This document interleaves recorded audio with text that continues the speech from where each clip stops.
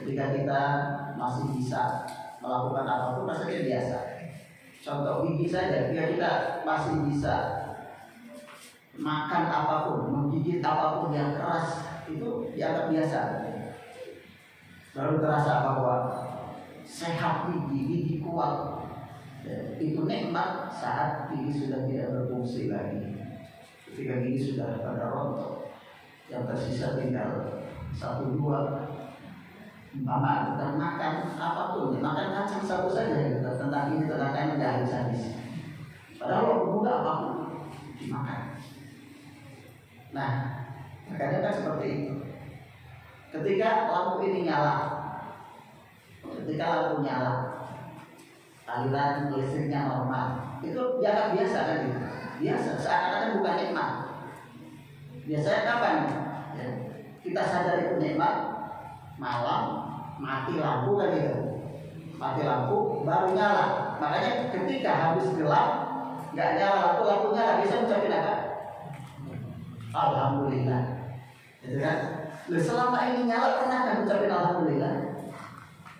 Jadi seakan-akan kita ini baru sadar sebuah nikmat kalau sudah diuji dulu, hilang dulu nikmat baru, gitu kan? Nah sejatinya tidak boleh seperti itu. Tapi ya pada umumnya demikian, orang itu akan merasakan nikmat kalau nikmat itu sudah tidak ada. Nah begitu pula tentunya nikmat kesempatan seperti ini, yang merasakan ini sebagai nikmat adalah orang yang sudah kehilangan nikmat ini. Siapa? Saudara-saudara kita yang sudah berada di alam barzakh. Makanya mereka berharap bisa ke dunia sesaat saja untuk apa? Untuk beramal soleh. Bukan untuk senang-senang lagi dengan dunianya, bukan untuk menikmati dunianya, bukan untuk menikmati anak, senang-senang dengan anaknya, senang-senang dengan istrinya, dengan keluarganya, senang-senang dengan kendaraannya, dengan rumahnya. Bukan. Mereka ingin diberi waktu sesaat ke dunia untuk beramal soleh. Karena mereka yang sangat merasakan bahwa kesempatan di dunia itu nikmat. Nah, kita yang masih diberi Allah nikmat ini, maka tentunya selayaknya kita manfaatkan dengan sebaik-baiknya. Dan tentunya keberadaan kita, kehadiran kita di majelis ini juga nikmat yang sangat luar biasa yang Allah berikan kepada hamba-hamba pilihannya. Karena memang tidak semua orang bisa hadir, diberi anugerah oleh Allah untuk hadir di majelis seperti ini. Karena ini majelis yang sangat istimewa, majelis terbaik di dunia ini. Bahkan lebih baik daripada majelis bermusyawarah rakyat sekalipun. Ini majelis yang sangat luar biasa, lebih bergengsi di sisi Allah. Makanya yang hadir biasanya ya pemain-pemain utama saja gitu, pemain-pemain inti. Karena memang jalan ke surga kan. Dalam hadis yang cukup populer biasanya dilayani pengajian kan selalu disebutkan di sini. Paman salamat dari apa yang kami subihi ilman, sahalallahu lahu bi tariqil jannah. Barang siapa yang menempuh satu jalan untuk menuntut ilmu, Allah akan mudahkan jalan ke surga. Nah, karena ini jalan ke surga dan kita tahu jalan ke surga itu biasanya sepi peminat apa banyak peminatnya? Sepi. Di mana-mana jalan ke surga itu. Dan itu sudah sunatullah. Karena kata Nabi SAW juga, "Huffatil jannah bil makari wa huffatin nar bisyahwat." Surga itu diliputi dengan hal yang tidak disukai. Sebaliknya kalau neraka diliputi dengan hal yang disukai, disenangi. Jadi kalau diibaratkan jalan ke surga itu seperti jalan terjal, penuh duri, banyak rintangan, tapi setelah melewati itu taman yang indah. Tapi kalau ke neraka, jalan enak naik kendaraan, padahal depannya jurang, gitu kan? Itulah jalan ke neraka.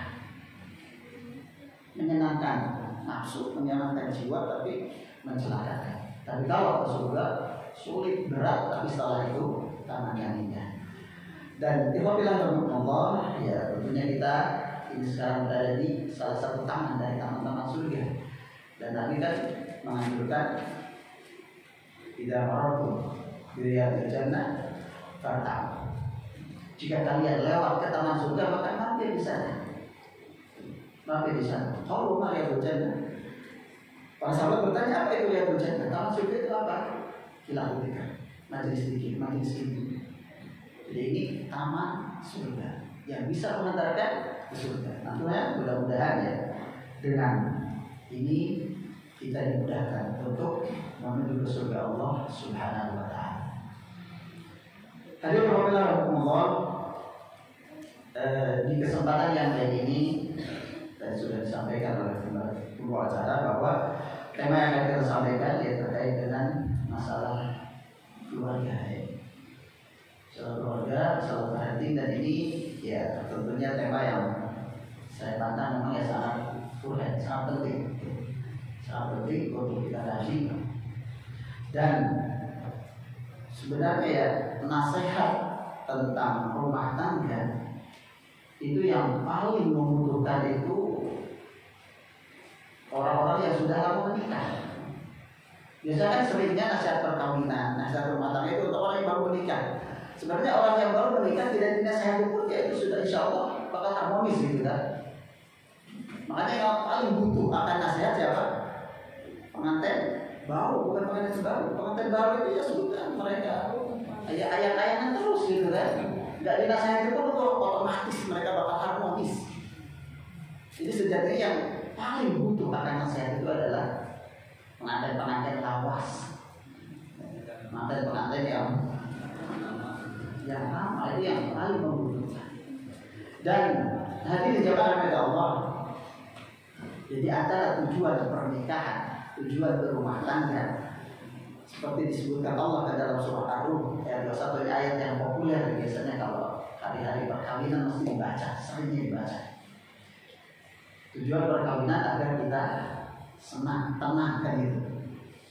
Dan ya dari ketenangan itu ya menuju kebahagiaan, karena tenang adalah pangkal kebahagiaan. Sebagaimana firman Allah dalam surah Ar-Rum tadi, wa min ayatihi an khalaqalakum min anfusikum azwajan litaskunu ilaiha wa ja'ala bainakum mawaddatan wa rahmah inna fi dzalika laayatin liqaumin yatafakkarun. Dan di antara tanda-tanda kebesaran Allah Subhanahu wa taala adalah Allah menjadikan, menciptakan dari diri-diri kalian azwaja, pasangan-pasangan, istri-istri. Litaskunu ilaiha, agar kalian merasa tenang terhadapnya. Dan Allah menjadikan di antara mereka, di antara kalian mawaddah wa rahmah. Mawaddah, cinta, rahmah dan kasih sayang, cinta dan kasih sayang.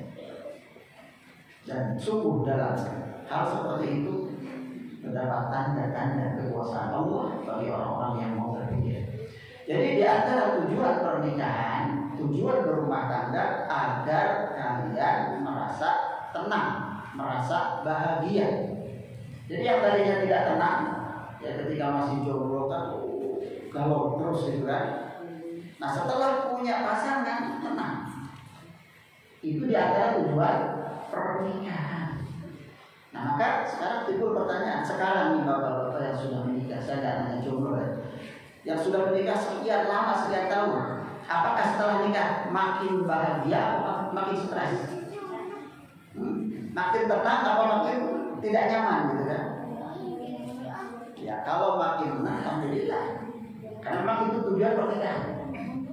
Tapi kalau ternyata sekian lama menikah kok kayaknya nggak pernah merasakan bahagia, atau lebih banyak, ya, lebih banyak tidak bahagianya, lebih banyak tidak tenangnya, lebih banyak stresnya daripada tenangnya, maka berarti itu harus nikah lagi.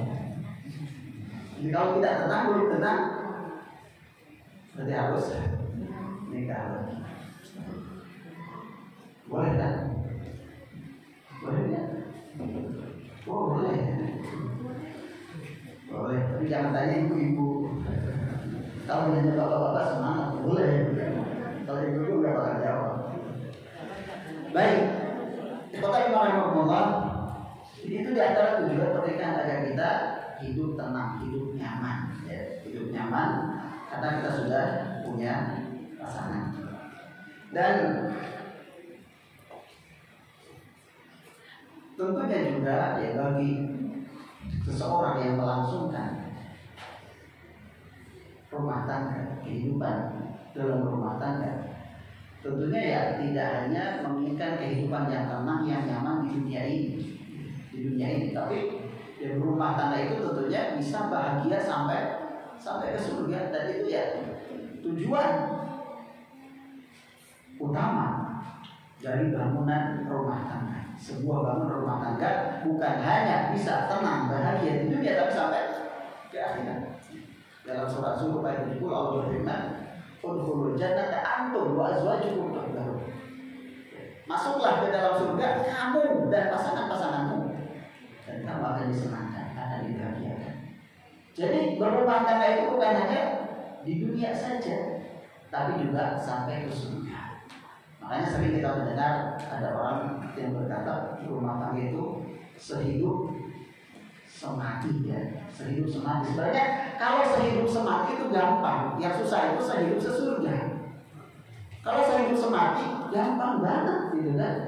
Habis akad ya sama-sama rumah tiduran di atas rel kereta api, sudah insya Allah sehidup semati. Yang sulit itu sehidup sesurga. Bagaimana bisa hidup di dunia ini bareng juga nanti bisa bareng-bareng masuk surga.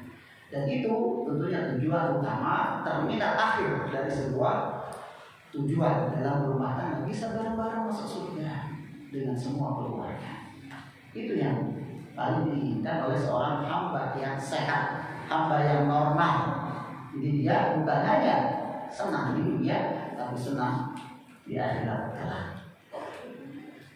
Hadirin kaum muslimin yang dirahmati Allah Subhanahu wa taala. Karena tujuan itulah maka ya harus ada usaha, gitu. Harus ada upaya dari masing-masing kita. Karena terkadang ya keinginan untuk rumah tangga yang kekal, yang langgeng, yang bahagia, terkadang hanya kata membara, hanya hayalan. Oh, di awal sebelum nikah saya bahagia selama nikah, ternyata selama nikah tidak seperti yang dibayangkan. Akhirnya banyak yang kemudian pernikahannya kandas, pacarannya 10 tahun, nikahnya 10 bulan aja nggak nyampe, gitu kan. Pacaran 5 tahun, nikahnya cuma 5 bulan, bubar. Dan itu banyak yang seperti itu, Apalagi zaman yang kata Allah, berdasarkan data yang saya baca, Kabupaten Cilacap itu angka perceraiannya tertinggi se-Jawa Tengah, dan Jawa Tengah setinggi se-Indonesia.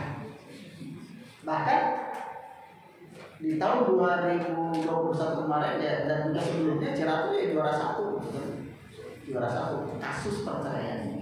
Dan di awal tahun ini bulan Januari itu sehari bisa sampai 90 kasus, ada 88, 70. Artinya itu sehari, gitu kan. Jadi angka kasus perceraiannya paling tinggi se-Jawa Tengah.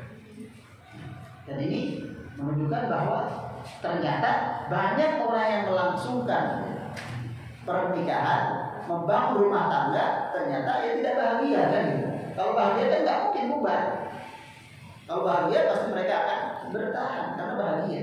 Ini pasti kan tidak bahagia. Nah, mungkin ini jadi pertanyaan karena sekarang bulan Syuro sekarang ya. Bulan Syuro kan bulan apa?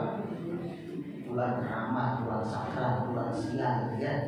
Makanya jangan mengadakan pernikahan di bulan ini, karena bisa sial, bisa bubar. Nah sekarang karena Cilacap ini kan kasusnya terbanyak, itu saya pikir hampir bisa pastikan mereka yang bubar dalam rumah tangganya itu bisa dipastikan nggak nikah di bulan Syuro, kan? Coba tanya aja, gitu kan. Kalau kita punya tetangga yang bubar rumah tangganya atau bermasalah, gitu kan, seperti di neraka kehidupannya, apa mereka nikah di bulan Syuro? Kan enggak, gitu kan. Pasti tidak. Hampir bisa dipastikan tidak. Baik kaum muslimin yang dirahmati Allah Subhanahu wa taala. Nah, untuk membangun sebuah rumah tangga seperti digambarkan ya, sebagian itu bagaikan apa? Mengarungi lautan, mengarungi samudera yang luas. Tentunya saat seseorang menyeberangi dan mengarungi samudera akan banyak apa? Tantangan, banyak rintangan, banyak halangan. Di samudera yang luas ada apa? Ada ombak besar, ada gelombang yang dahsyat, bisa jadi cuaca buruk, gitu kan. Bisa jadi ada perompak, ada bajak laut, Bisa jadi ada juga hewan-hewan ya, ikan-ikan yang ganas, yang menerjang dan lain sebagainya. Jadi untuk bisa sampai ke pantai tujuan dengan selamat, maka tentunya harus mempersiapkan segala-galanya dengan baik. Nah, maka dengan itu sebelum kita nekat gitu kan untuk menyeberangi samudera yang luas tersebut agar bisa selamat, maka harus melakukan ikhtiar yang maksimal.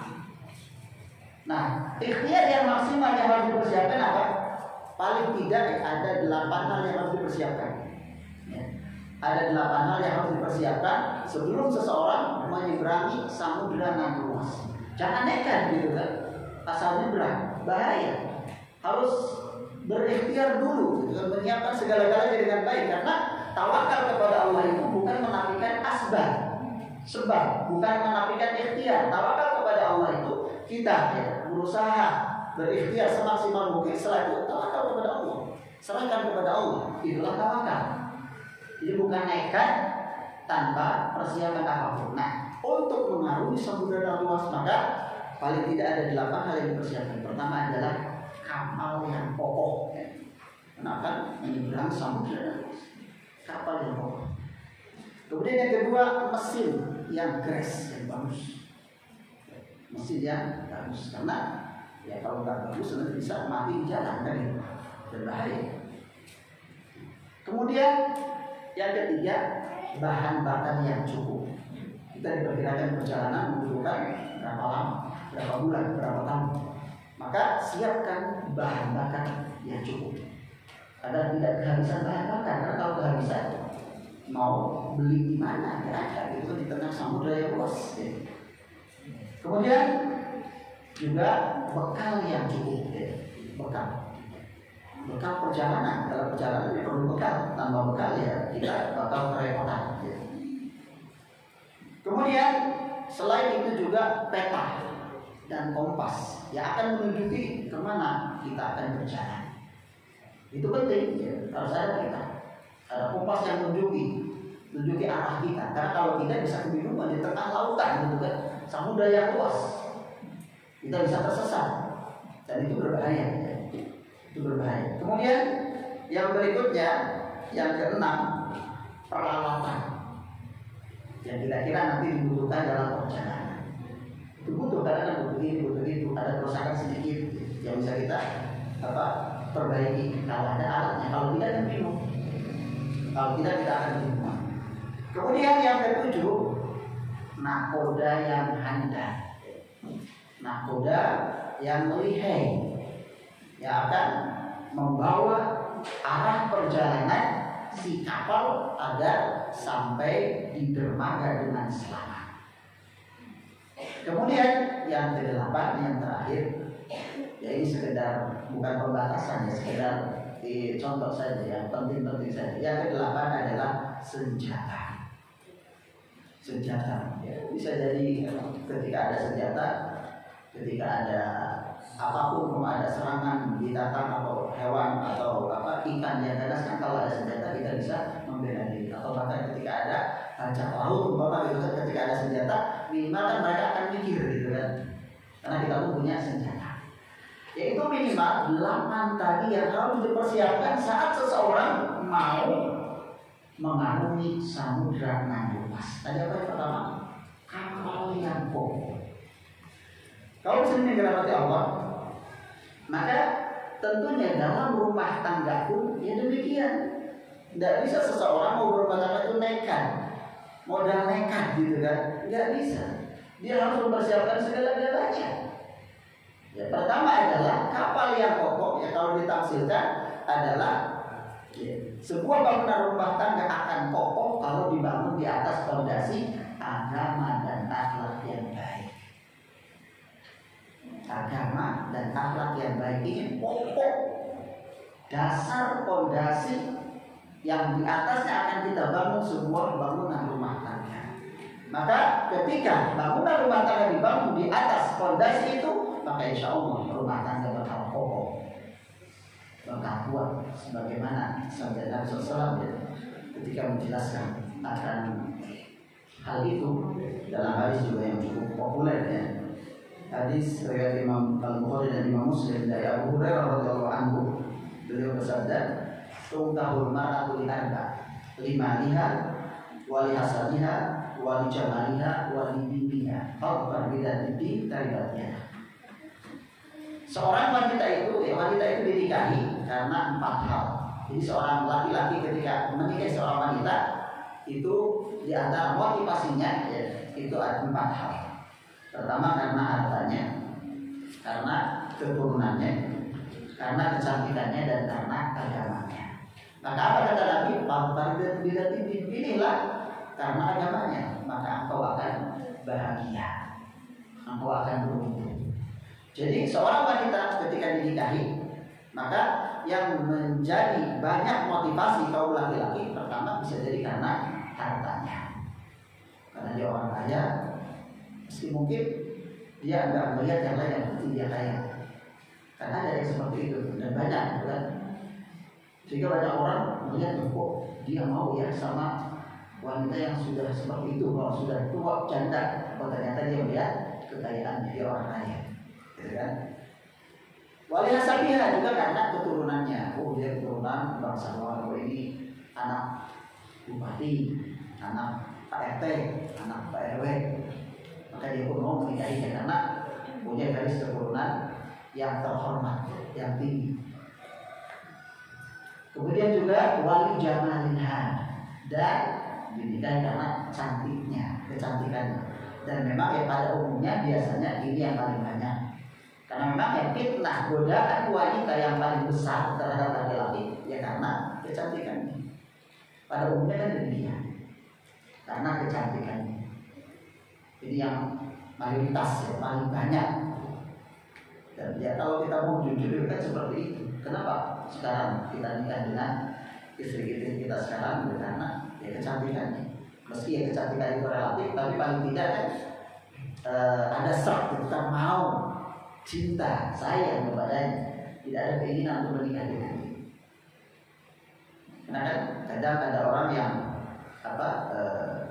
ketika melihat sisi yang lain, oh bagus, oh dia mau, dia begini, dia begitu, oh mau. Tapi pas melihat wajahnya itu tidak mau.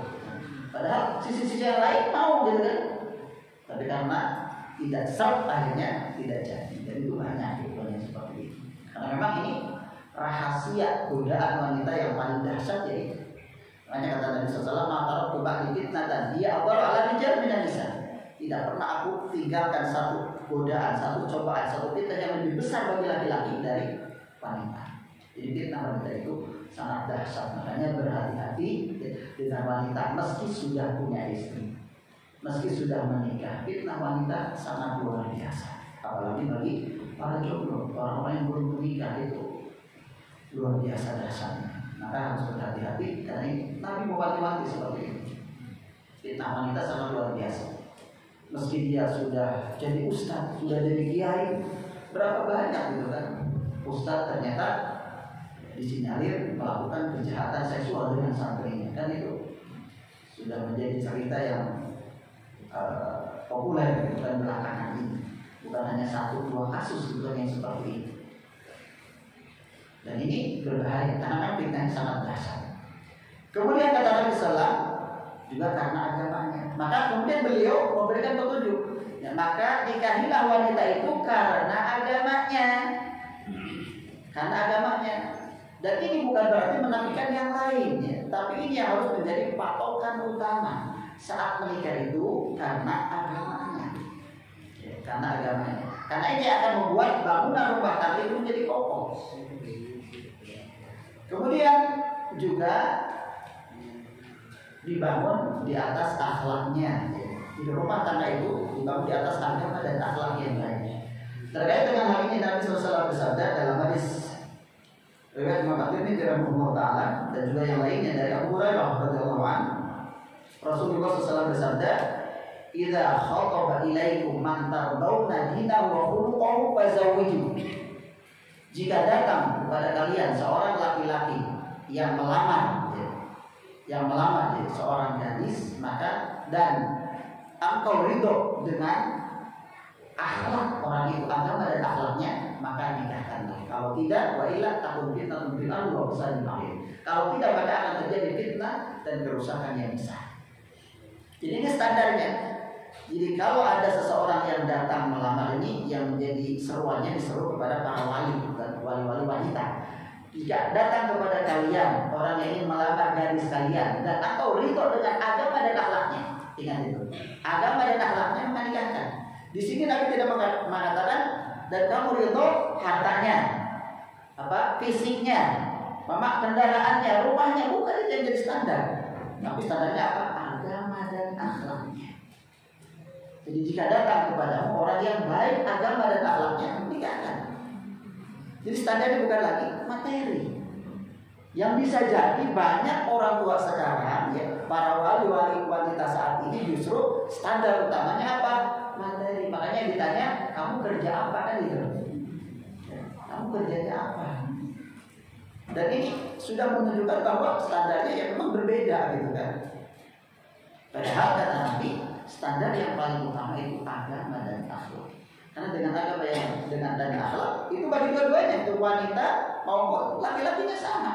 Agama dan akhlak itu yang harus menjadi patokan dan standar utama. Ingat, bukan berarti menafikan yang lain. Silakan kita yang lain. Tapi ketika itu bersamaan dengan agama dan akhlak. Makanya ketika ada katakanlah wanita sangat cantik, sangat kaya, gitu kan, keturunan bangsawan, keturunan yang masya Allah. Tapi ketika agamanya tidak baik, sudah tinggalkan. Begitu pula laki-laki. Ketika bapak ada seorang wali yang datang, seorang laki-laki, masya Allah, dari sisi hartanya luar biasa, kan? Gelarnya masya Allah panjang, kedudukannya juga masya Allah, status sosialnya masya Allah, tapi agamanya jelek, jangan dinikahkan. Kalau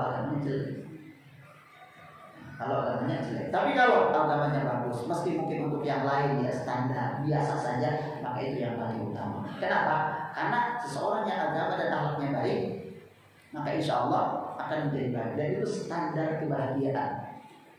Itu standar kebahagiaan dengan agama dan akhlaknya. Jadi sekarang ini kan saya sudah kadung.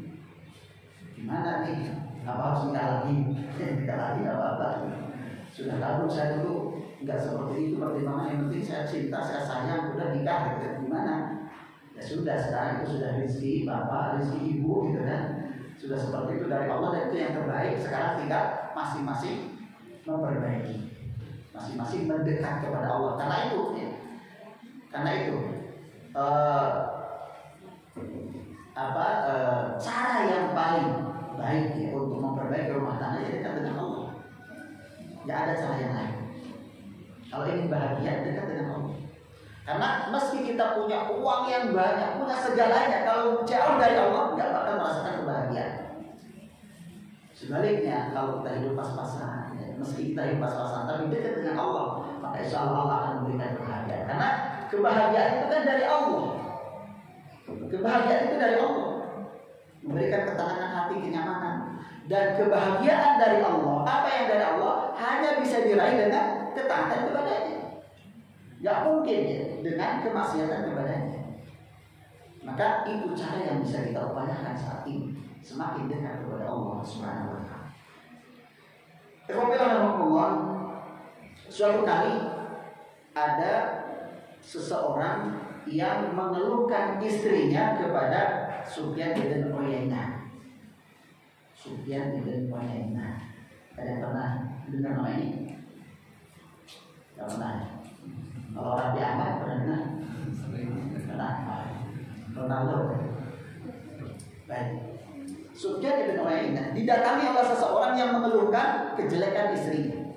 Wahai imam, saya itu di hadapan istri saya menjadi orang yang sangat hina, menjadi orang yang sangat terhina, tidak ada harganya sama sekali di hadapan istri saya. Saya itu berada di bawah telapak kakinya, jadi tidak bisa ngapa-ngapa sudah. Saya sangat hina sekali di hadapan dia. Kemudian dia bertanya, jangan-jangan Anda waktu menikahinya karena menginginkan kehormatan? Maka dia pun jawab iya.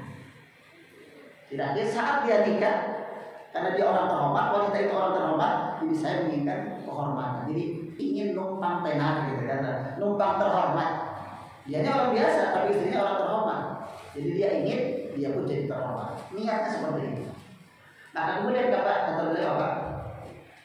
Man dhahaba ilal izzi ubtuliya bil wa man dhahaba ilal mal ubtuliya bil faqr.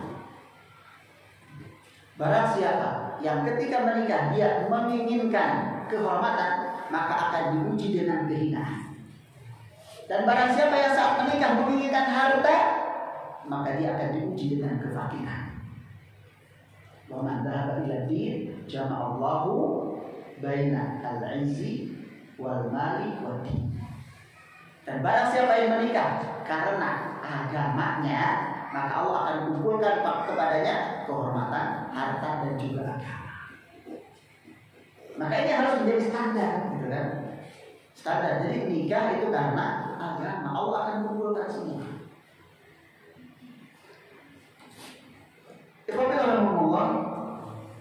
Jadi ini yang harus menjadi standar. Dan ingat ya sekali lagi bahwa ini bukan berarti menafikan yang lain, bukan cantiknya Bapak nggak suka, nggak senang ya juga nggak seperti itu. Karena kan di dalam salah satu ayat juga Allah kan berfirman, "Fankihu ma qaba lakum minan nisa'i tahillah", wanita yang kamu sukai. Masna wa sulasa wa ruba' 2, 3, 4 gitu kan. Jadi nikahi ma qaba lakum, yang disukai, yang disenangi, silahkan gitu kan. Jadi ketika Rasulullah mengajarkan kepada kita untuk mencari wanita yang beragama, begitu kalau wanita mencari pasangan beragama, bukan berarti menafikan yang lain. Silahkan mau nyari tipe wanita seperti apapun tidak masalah, boleh gitu kan. Mau tipe Ciamis, Suma gitu kan, yang cantik, imut dan manis, nggak apa-apa. Mau tipe Semarang, seger manis merangsang, nggak masalah gitu kan. Mau tipe kijang panter, kaki panjang mata blunder, ya apa? Silahkan gitu kan. Mau tipe Hitachi, hitam tapi cihuy, nggak apa-apa, gitu. Silahkan. Tidak ada larangan. Tapi ingat, standar utamanya apa? Agama yang baik. Agama yang baik itu yang paling menentukan arah perjalanan rumah tangga. Dan dia akan mendapatkan kebahagiaan.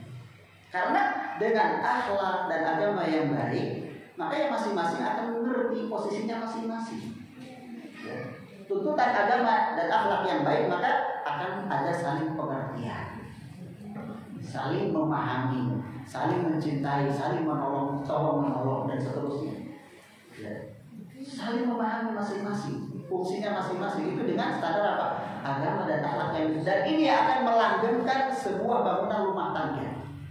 Akan kekal dengan akhlak. Kalau sekedar kecantikan, ingat, kecantikan itu bakal pudar.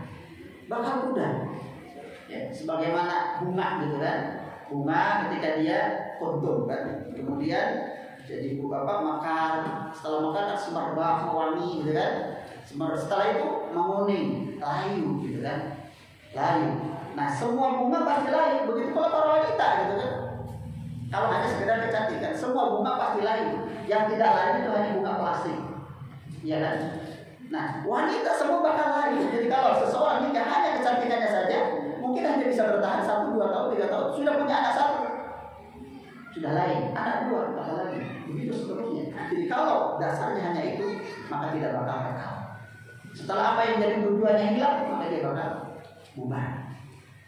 Jadi ini penting apabila ya, untuk menjadi bahan renungan kita. Ya. Apalagi kalau ya, sudah berpuluh-puluh tahun rumah tangga, sudah pada tua, ya. Rambut sudah berubah bertabur, kulit pun sudah mengendur, tangangan sudah lamur, ngomong pun sering ngawur, gigi satu persatu gugur, tubuh sakit sekujur, makan pun hanya bisa makan bubur, tangga sudah dekat ke yang kubur. Kalau sudah seperti itu, coba apa yang dilihat gitu kan? Tinggal kasih sayang gitu. Kalau hanya melihat kecantikan sudah hilang semua. Tinggal apa? Kasih sayang yang ada, dan itu ada dengan agama dan akhlak yang akan mengokohkan bangunan rumah tangga. Jadi tinggal kasih sayangnya saja gitu kan. Maka Allah ya, Dari tuntutan itu pula kemudian ya di antara dua pasangan itu kan akan tumbuh saling pengertian, saling memahami posisi masing-masing, saling mencintai dan seterusnya, saling berusaha untuk membahagiakan pasangannya. Itu kan yang akan membuat kokoh bangunan rumah tangga, yang akan membuat langgeng bangunan rumah tangga kuat dengan akhlak. Makanya ketika seorang wanita yang mohon maaf, umpama kurang cantik secara fisik, maka dia bisa mempercantik diri dengan akhlaknya, dan itu akan membuat kecantikannya kekal. Dengan akhlak, seorang laki-laki, seorang suami ketika melihat istrinya dari sisi fisik, kayaknya sudah enggak mau lagi, enggak senang. Tapi ketika melihat, masya Allah, kesabarannya, ketaatannya, umpama gitu kan, ibadahnya kepada Allah, maka itu akan menumbuhkan kasih sayang yang langgeng. Masya Allah. Ketika ada keinginan, apa ganti saja dia saya buang, dia akan mikir 1000 kali. Kenapa? Gimana dia sabar banget, dia baik banget sama saya, masa harus saya buang, kan gitu. Jadi seorang wanita bisa mempercantik diri dengan apa? Dengan akhlaknya. Dan itu akan membuat kekal dan langgeng bangunan rumah tangga dengan akhlak yang baik, perilaku yang baik. Masya Allah ya. Makanya dianjurkan bagi wanita dan juga laki-laki untuk bagaimana membuat senang pasangannya. Sebagaimana Ibnu Abbas radhiyallahu anhu beliau mengatakan, saya ini suka berdandan untuk menyenangkan istri saya, sebagaimana saya juga suka kalau dia berdandan untuk menyenangkanku. Jadi artinya masing-masing pasangan berupaya untuk membahagiakan pasangannya, termasuk dalam masalah dandanan. Dandanan. Jadi bukan hanya wanita saja yang disuruh untuk berdandan, yang dituntut untuk berdandan, laki-laki pun sama, dan suami pun sama. Jadi jangan asal-asalan bagi wanita gitu kan. Tapi kadang yang terjadi justru bukan seperti itu kan. Yang terjadi biasanya kalau di rumah dengan suami kan apa adanya. Begitu pula suami seperti itu apa adanya. Tapi ketika mau keluar, apalagi mau ke kondangan gitu kan, dandan nggak bisa-bisa. Ya. Ketika di rumah gitu kan, rambut acak-acakan, baju apa adanya, bau balsem, bau bawang, bau sambal, bau busuk gitu kan, nggak peduli. Tapi ketika mau kondangan, masya Allah, berdandan berjam-jam, ya, berjam-jam. Terus itu untuk siapa gitu kan? Kan itu aneh gitu kan. Wanita itu surganya itu ada di tangan suami. Jadi surga ibu-ibu yang punya suami itu ada di rumah. Maka raihlah surga Allah melalui suami, keridhaan suami, menyenangkan suami. Itu bagi wanita gitu. Jadi surganya ada di sudah, makanya nggak perlu kemana-mana. Jadi sejatinya para wanita saat ini yang sudah punya suami sudah nggak perlu lagi keluyuran kemana-mana gitu kan. Saya pesan enggak, saya di rumah terus. Tapi sinyalnya yang keluyuran gitu kan, sinyalnya yang melajang kemana-mana. Dia di rumah gitu kan. Nah, jadi para ibu itu sudah ada surganya ada di rumah, maka tidak perlu cari kemana-mana. Allah. Nah itu tentunya ya kalau paham, masing-masing paham agama dan akhlak yang baik akan saling menyenangkan. Ketika marah akan saling mengerti, kan? Akan saling memahami. Karena namanya marah atau namanya cekcok dalam keluarga itu biasa. Jangan dikira bahwa kalau keluarga yang manusia itu tanpa cekcok, itu percekcokan, ya, itu jadi bumbu. Itu jadi bumbu yang menyenangkan, gitu kan? Jadi bumbu. Tapi kan beda antara yang paham agama dengan yang tidak, gitu kan? Dengan yang berakhlak yang baik dengan yang tidak.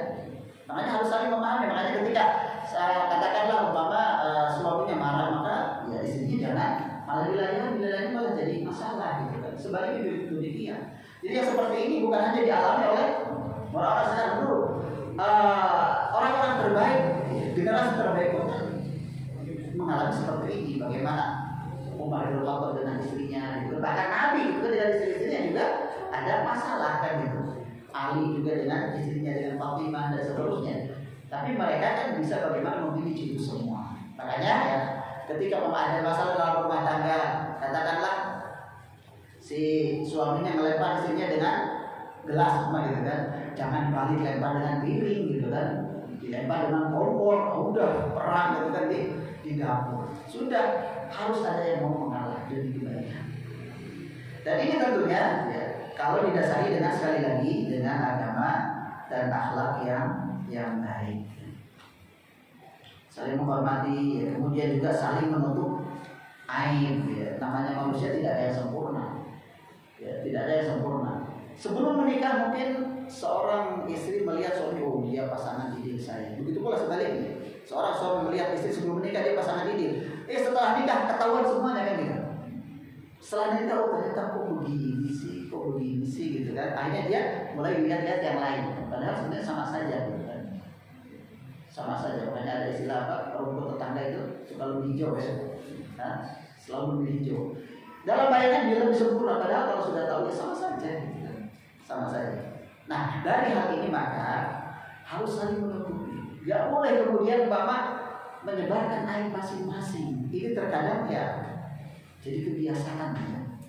Ketika pemain kumpul dengan teman-teman yang lain, yang ngomongin suaminya, ya. Begitu pula suami ngomongin istrinya di rumah. Istri saya itu nggak bisa masak ini aja kayak gini mama. Kata yang lain kok iya, istri saya juga sama kayak gitu. Akhirnya menggibahi istrinya. Istrinya juga sama gitu, ketika kumpul dengan kumpul yang lain. Saya itu kalau ada di rumah suami udah pusing saya. Kalau ada di rumah saya nggak bisa istirahat. Dulu ini dulu itu dulu masak dulu ngepel dulu ini siang-siang aja tidur. Kata ibunya lain, kayaknya sama saya di rumah juga gitu. Dan saya nggak logika pak, nggak punya uang, dulu hutang ke uang, hutang ini hutang itu, diobrolin gitu. Saya juga sama kok kata yang lain deh. Saya juga sama, makanya saya sekarang udah gak deket lagi sama suami, gak mau dekat lagi dan gak mau dekat ya. Tapi anaknya nambah lagi ya. Emang bisa jarak jauh ya. Kadang-kadang kan seperti itu yang diomongin. Ingat ibu, bapak gitu kan, pasangan kita itu orang-orang yang paling berhak mendapatkan kebaikan kita. Pasangan kita sama dengan diri kita, maka aibnya, cacatnya harus ditutup. Sebagaimana kata Allah, "Kunna libasul lahum wa antum libasul lahum." Mereka adalah pakaian bagimu dan kamu pakaian bagi mereka. Jadi suami pakaian bagi istri, istri pakaian bagi suaminya. Fungsi pakaian apa? Di antaranya menutupi aurat, menutupi cacat aib yang ada di dalam tubuh kan tertutup gitu kan? Tertutup. Begitulah suami harus menutupi aib istrinya, begitu pula sebaliknya. Bagaimanapun ya sedang cekcoknya dalam rumah tangga, jangan sampai itu tersebar kepada orang lain. Cukup berdua saja yang tahu, bahkan anak-anak jangan sampai tahu. Makanya ya ketika amarah dan ada anak-anak udah pura-pura aku saja, karena ini dampaknya secara psikologis sangat luar biasa, bisa mempengaruhi psikologi anak. Jadi ketika bermarah ya sudah pura-pura saja, bukan pura-pura. Karena itu akan membahayakan. Kemudian juga dari di antara tuntutan akhlak yang baik tentunya juga ya, masing-masing kan akan saling tolong menolong. Ya, maka jangan kemudian si suami bapak gitu kan melihat istrinya capek padahal dia santai cuma main HP, padahal istrinya pak gitu kan kalau kata orang barat. Istrinya capek, begitu pula sebaliknya gitu kan. Suaminya ngurusin ngepel, nyuci, bapak gitu kan, nyiapin sarapan anak, istrinya nyantai aja main HP gitu kan. Jangan sampai seperti itu. Ya. Harus terjadi kerjasama yang baik. Dan itu terjadi karena apa? Tuntutan agama dan akhlak yang baik. Kalau enggak, ya bakal seperti itu gitu kan. Kemudian juga di antara tuntutan agama dan akhlak yang baik, tentunya maka akan apa juga bersikap lembut, masing-masing bersikap lembut. Dan ini kelembutan itu yang disukai oleh semua orang. Makanya kata Nabi SAW bahwa kelembutan itu ya tidak ada pada seseorang kecuali akan menghiasinya. Dan Allah mencintai kelembutan. Inna Allah Rabbikum yuhibbur rifqa. Sesungguhnya Allah itu maha lembut dan mencintai kelembutan, mencintai kelembutan. Kemudian di dalam sebuah hadis juga Rasulullah SAW bersabda, "Idza aradallahu ahla baitin khairan adkhala alaihim rifqa." Jika Allah menghendaki baik pada sebuah keluarga, maka Allah akan jadikan mereka bersikap lembut. Itu tuntutan akhlak yang baik. Jadi orang berakhlak baik bakal bersikap lembut. Dan jika Allah menghendaki dalam sebuah keluarga itu kebaikan, Allah akan jadikan mereka bersikap lembut dalam tutur kata, lembut dalam perbuatan. Biasanya kan lembut itu kalau sebelum nikah ya. Sebelum nikah itu lembut, atau awal-awal nikah masih lembut, masih ayang-ayang gitu, masih jatuh istrinya, kenapa sayang, ke rumah sakit yuk gitu kan. Baru awal-awal nikah, kalau saya gendong, masya Allah. Coba setelah punya anak 2, 3, 4 jatuh terakhir di jalan, kenapa sih kamu gak lihat dia kok jalan, masya Allah, sudah beda lagi. Yang tadinya lembut gitu kan, kalau sudah gitu beda. Ketika suaminya mau pergi kerja gitu kan, dia sudah di luar rumah, istrinya di dalam.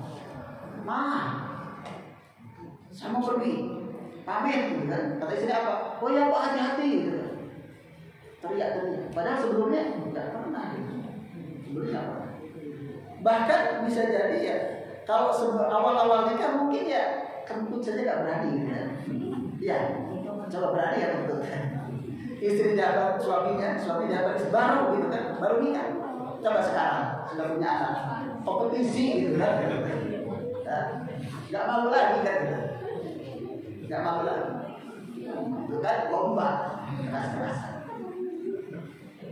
Jadi jujur saja kan. Jangan ada dusta di antara kita. Ya sebenarnya kalau saling memahami nggak masalah. Tapi yang paling penting kan dasar kelembutan itu harus selalu ditumbuhkan di dalam rumah tangga. Kemudian juga di antara tuntutan akhlak yang baik itu tidak menjadi juru parkir. Juru parkir itu seperti apa? Tukang parkir yang biasanya ngatur-ngatur sana gitu, sana dan seterusnya gitu. Nah, sebagai suami, sebagai istri, ya tidak seperti itu gitu kan. Tapi semuanya dikomunikasikan. Ya, semuanya berjalan dengan baik sesuai dengan persetujuan bersama. Jadi tidak sok ngatur. Tidak sok ngatur baik itu laki-laki maupun perempuan, suami maupun istri. Tapi sekarang nih kalau di rumah tangga itu kan biasanya yang paling banyak ngatur siapa? Istri ya. Suami sudah. Karena saat ini kan banyak suami-suami takut istri. Istri kan ikatan suami takut istri. Semua jadi akur istri. Ya kalau memang itu sudah atas kerelaan bersama nggak masalah. Tapi kadang kan karena ini bisa jadi masalah gitu kan. Kadang kan ada perbedaan hanya sekedar meletakkan kursi. Kursi ini harus ini, yang kata istrinya harus di sini, kata suaminya di sini.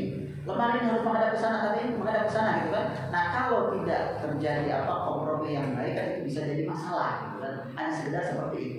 Kadang-kadang sebenarnya ini harus dikompromikan dengan baik. Karena harus berjalan berdasarkan kesepakatan bersama. Kemudian juga tidak melakukan studi banding. Itu di antara tuntutan akhlak yang baik ya. Tidak melakukan studi banding. Studi banding itu apa? Suami membanding-bandingkan istrinya dengan istri orang lain, dengan istri tetangganya gitu kan. Coba tuh lihat istri tetangga kita begini gitu kan, dan seterusnya. Coba bayangkan ya, ibu-ibu dan bapak sekalian, kira-kira ibu-ibu senang tidak ketika dibanding-bandingkan dengan istri orang lain? Itu sangat menyakitkan. Begitu pula sebaliknya gitu kan, ketika si istri membandingkan suaminya dengan suami orang lain. Pak, lihat tuh tetangga kita sudah punya kendaraan baru. Pak, tetangga kita kok macet banget kelihatannya, gitu kan? Coba bayangkan, akan seperti apa gitu kan seorang suami saat dibandingkan dengan orang lain. Itu sangat menyakitkan. Maka tidak boleh kita membanding-bandingkan. Itu sudah rezeki kita. Itu anugerah, itu nikmat yang bisa jadi banyak kelebihan yang kita dimiliki oleh tetangga kita. Karena kita pun mungkin melihat kita ya, bisa seperti itu gitu kan. Maka tidak boleh. Jadi itu sangat menyakitkan. Jangan pernah membanding-bandingkan ya, istri atau suami dengan orang lain. Itu yang pertama. Ini baru pertama ya. Jadi untuk mengarungi samudera yang luas, perlu mempersiapkan kapal yang kokoh.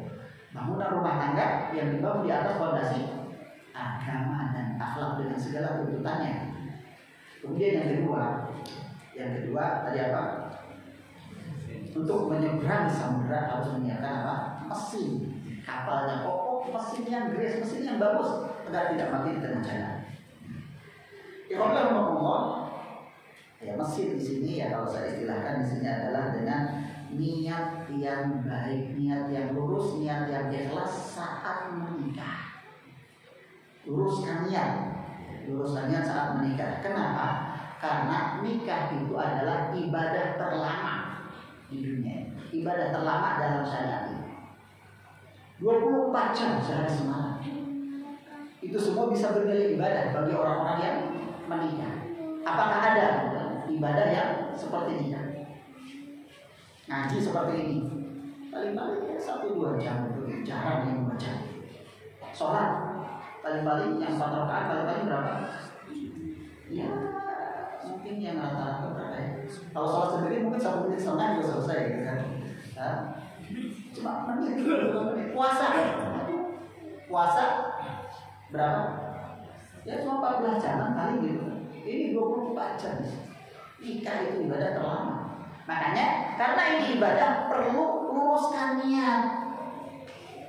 Oh Ustaz, sekarang Ustaz udah keluar, saya udah niatnya itu udah salah gitu kan? Ya sudah, tajdid dunia, perbaiki dari sekarang. Perbaiki, luruskan niat. Jadi saya nikah untuk beribadah kepada Allah mengikuti sunnah Nabi Sallallahu Alaihi Wasallam. Dan itu penting Allah, karena rugi kalau kita tidak meluruskan niat kita. Karena dengan niat yang lurus maka semua aktivitas suami istri bisa bernilai ibadah di sisi Allah Subhanahu Wa Taala. Dan itu tidak akan diraih oleh selain suami istri, gitu kan? Jadi ada ibadah-ibadah yang memang hanya bisa dilakukan oleh suami istri. Bayangkan semua aktivitasnya 24 jam bisa bernilai ibadah. Mulai dari ngobrol bisa bernilai ibadah, makan bareng paling saling suami bisa bernilai ibadah. Nabi SAW bersabda pada saat itu tadi wafat, innaka la tudrik nafaqatan tabtaghi biha wajha Allah illa ujirta 'alaiha hatta ma taj'al fi imra'ati.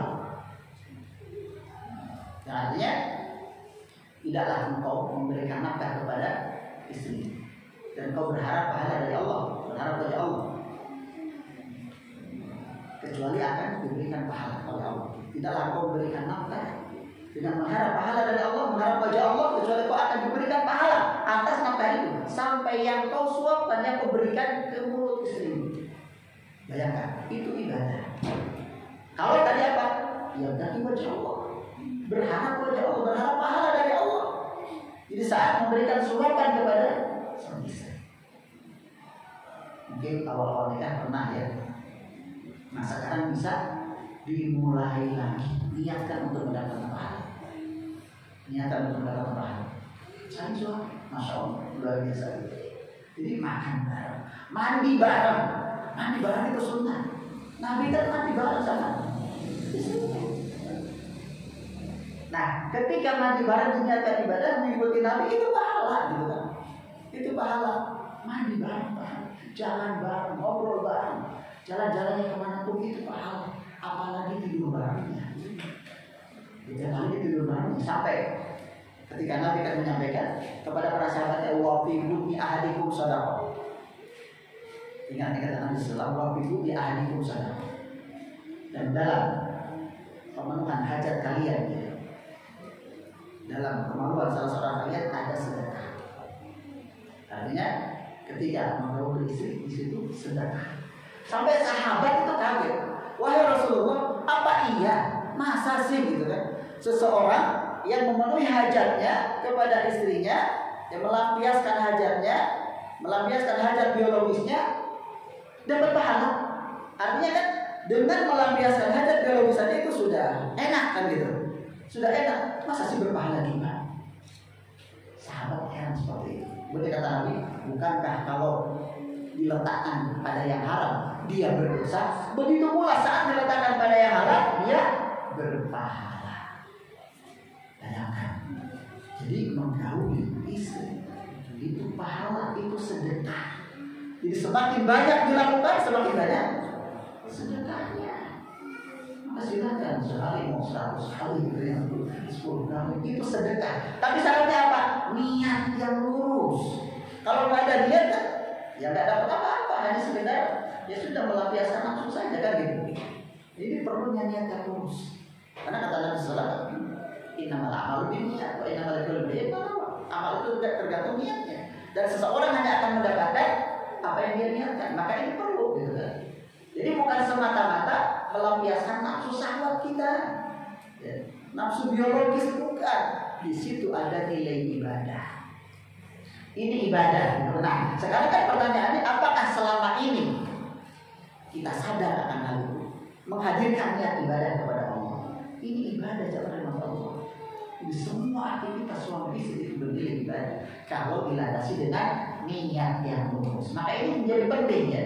Ini menjadi penting di dalam membangun sebuah rumah tangga. Niat yang lurus. Kemudian yang berikutnya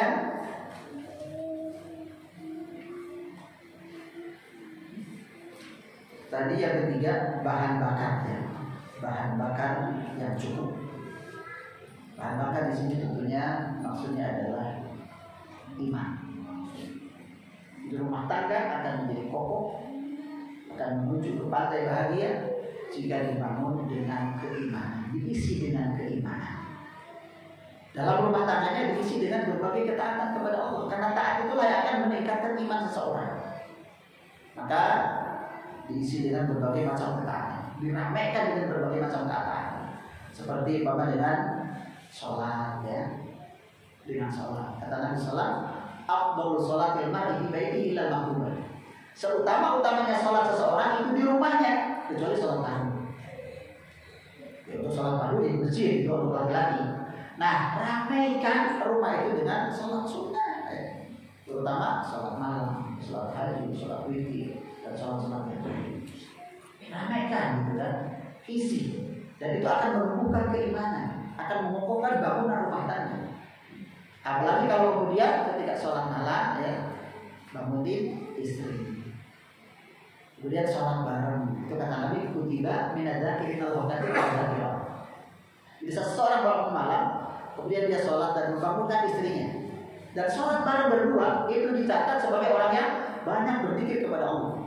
Dan orang yang banyak berzikir kepada Allah kan akan disediakan pahala yang besar dari Allah Subhanahu wa taala, disediakan surga.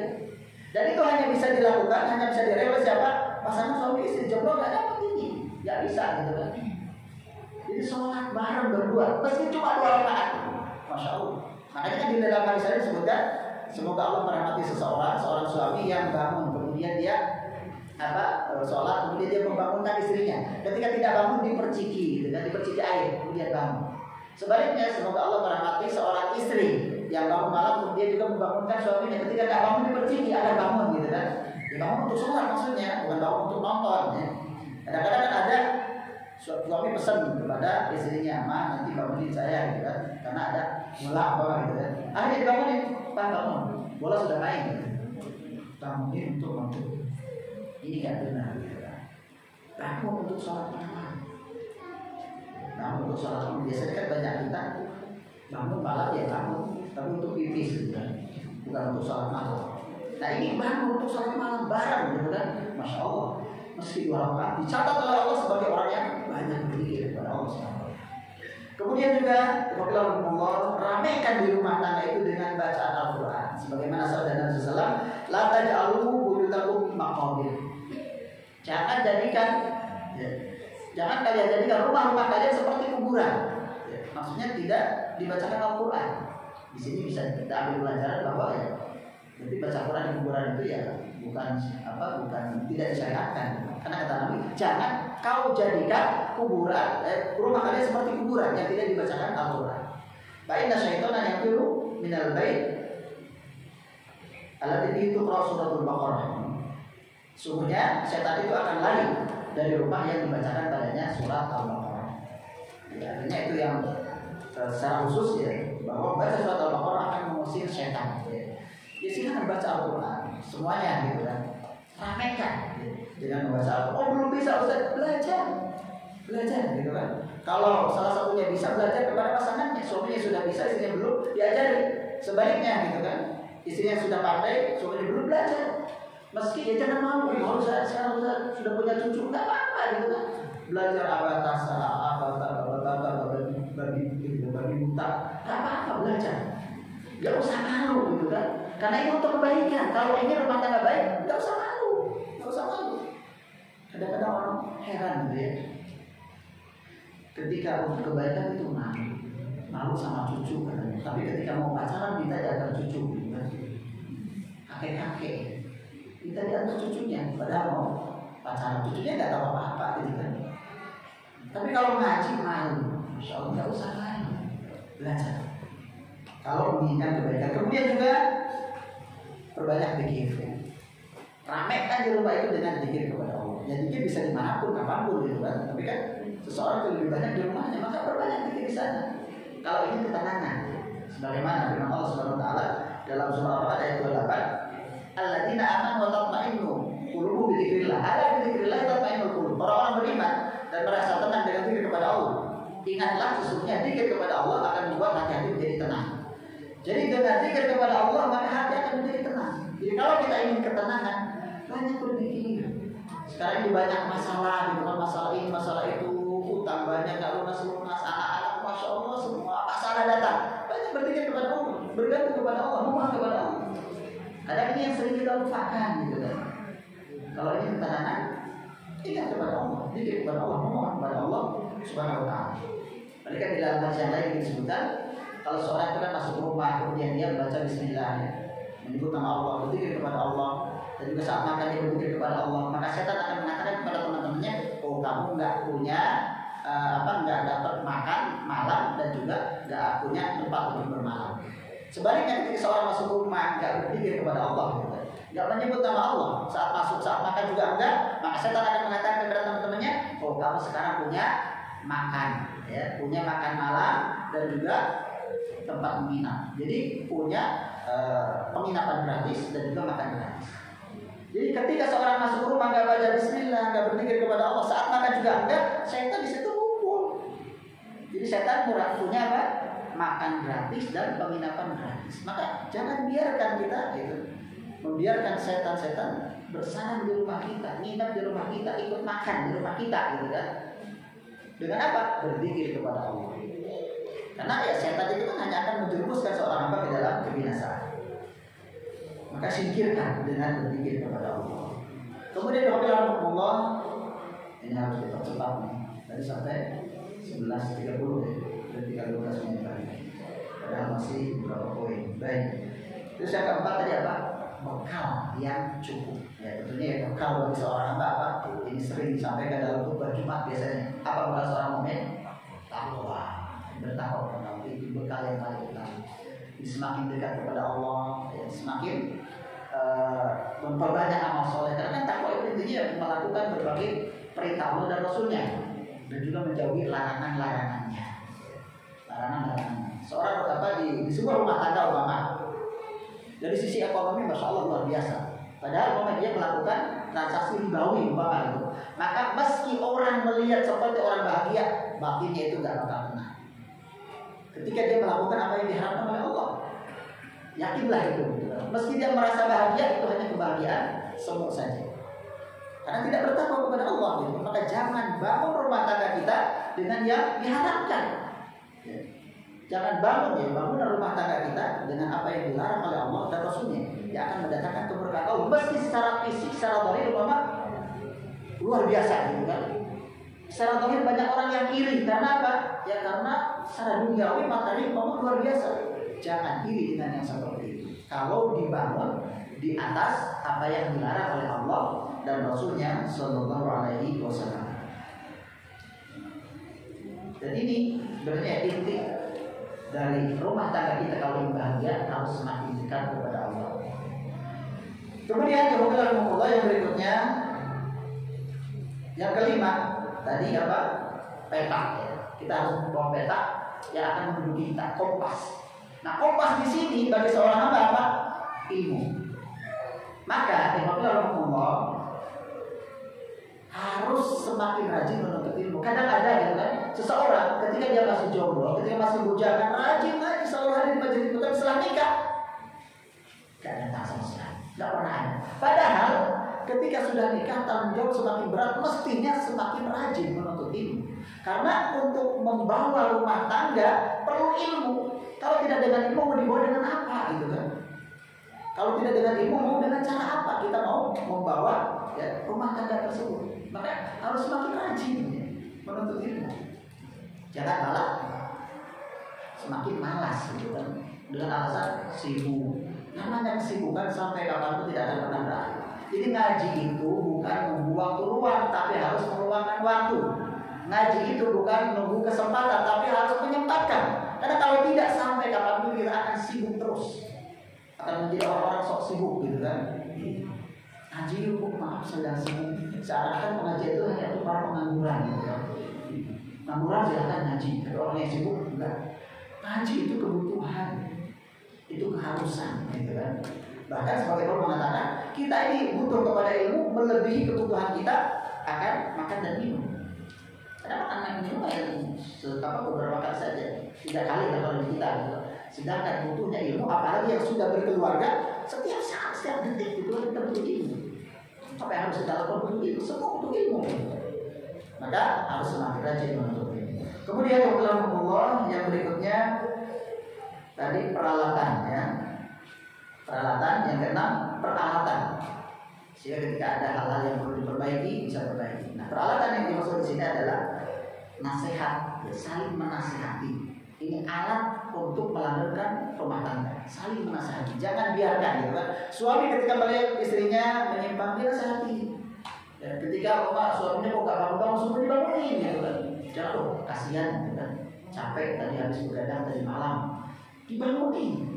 Begitu pula sebaliknya gitu kan. Apalagi suami kepada istrinya gitu kan. Karena itu tanggung jawabnya harus diluruskan. Makanya ada cerita seorang istri yang salihah gitu. Ketika setiap kali suaminya mau berangkat kerja, itu selalu dinasehati. Bang, Mas, itu kalau bahasa kita ya, Pak, setiap mau berangkat kerja, selalu menasehati.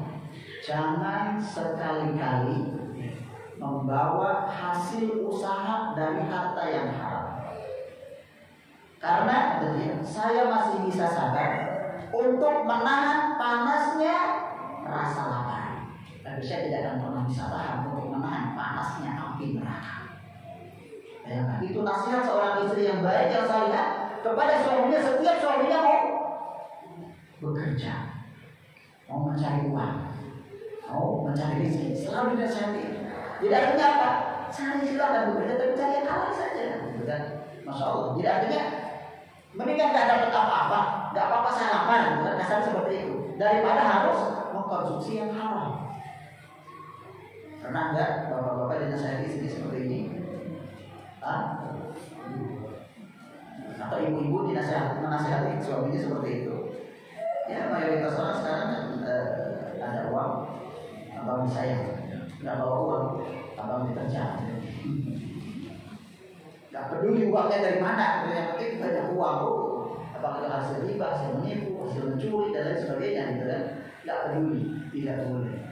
Apalagi kalau ada uang kaget gitu, lalu tiba-tiba suaminya bawa uang yang banyak dari mana, ini harus selektif gitu kan?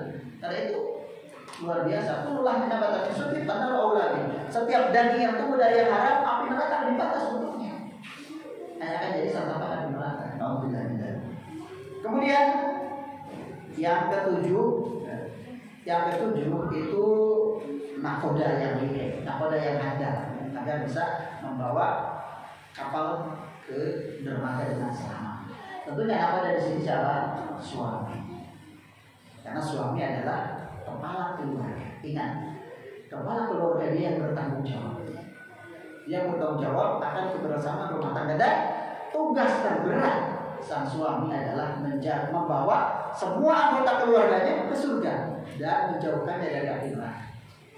Anfusakum wa ahlikum nar. Jaga dirimu dan keluargamu dari api neraka. Ini tugas paling berat seorang kepala keluarga. Dan ini yang harus menyadarkan kita. Menjaga diri dan keluarga dari api neraka. Itu yang paling berat. Jadi bukan sekedar ngasih makan, ngasih minum, ngasih pakaian, ngasih rumah, ngasih kendaraan. Ingat, tugas paling berat menyelamatkan mereka dari azab api neraka.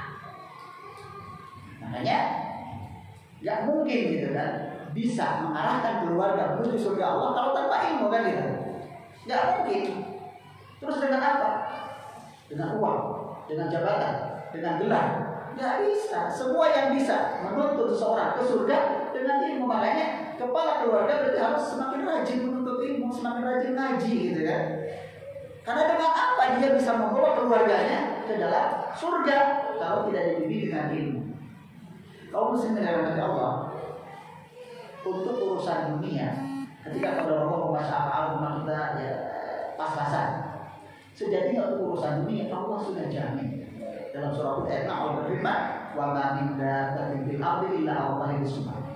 Tidak ada satu binatang melata pun, makhluk pun di bumi ini kecuali Allah jamin rezekinya.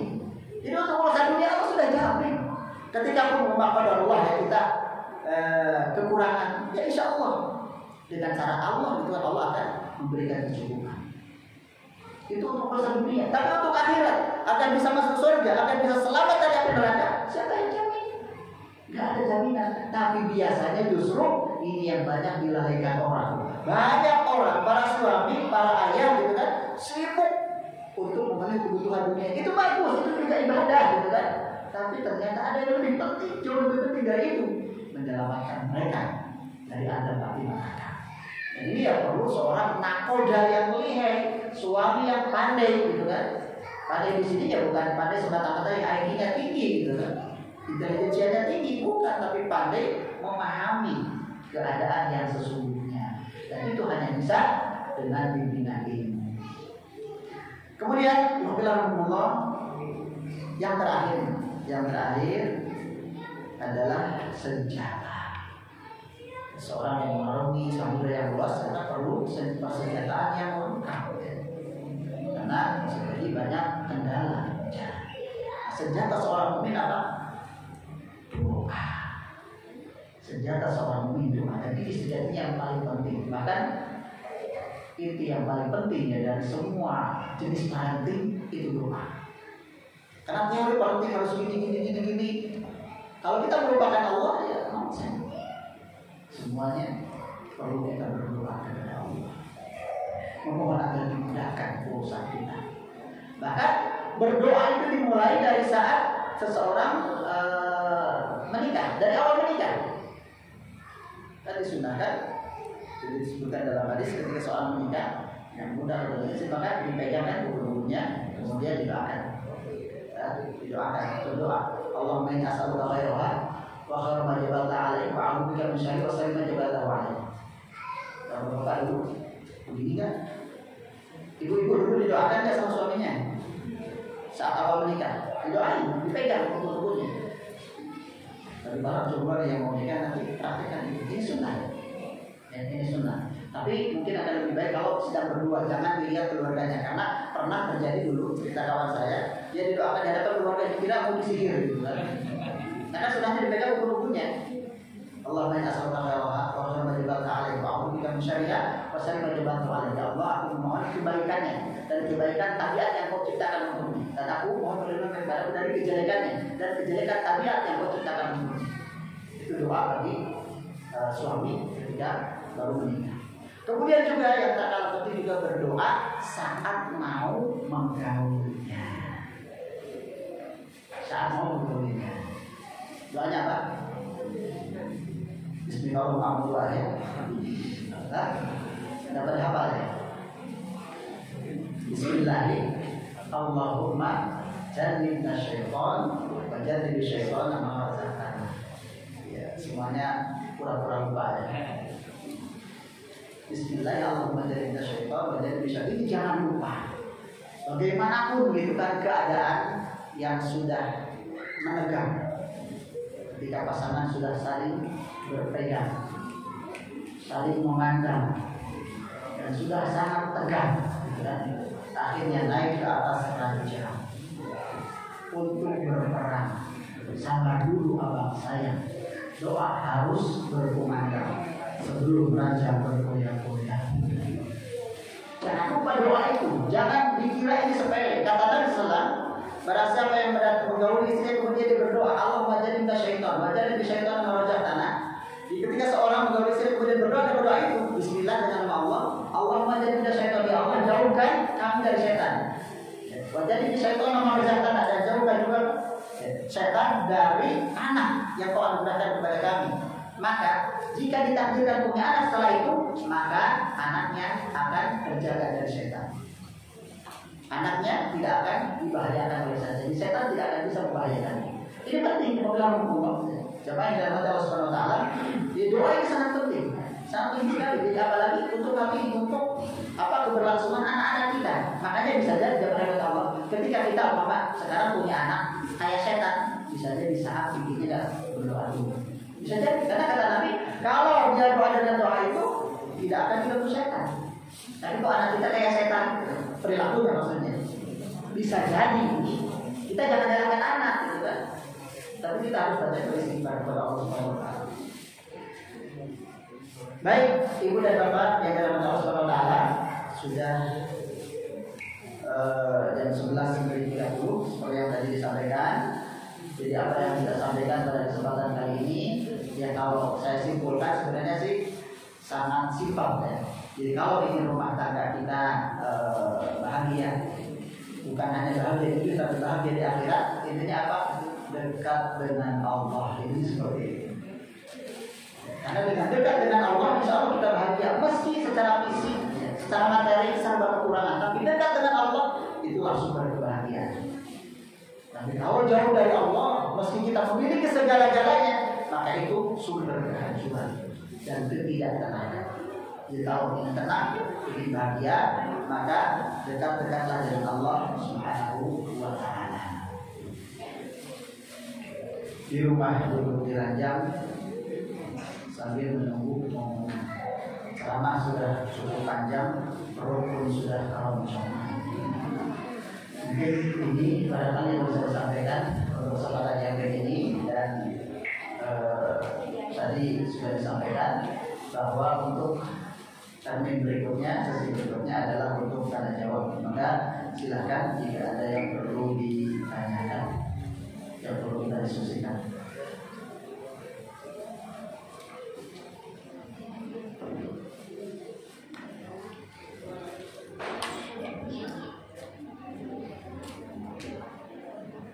Silahkan jika ada yang perlu kita diskusikan.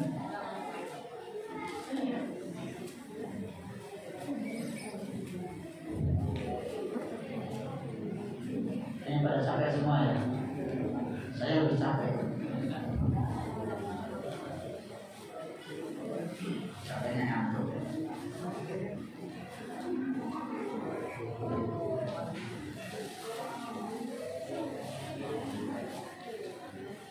Kalau tidak ada ya, ibu tidak ada.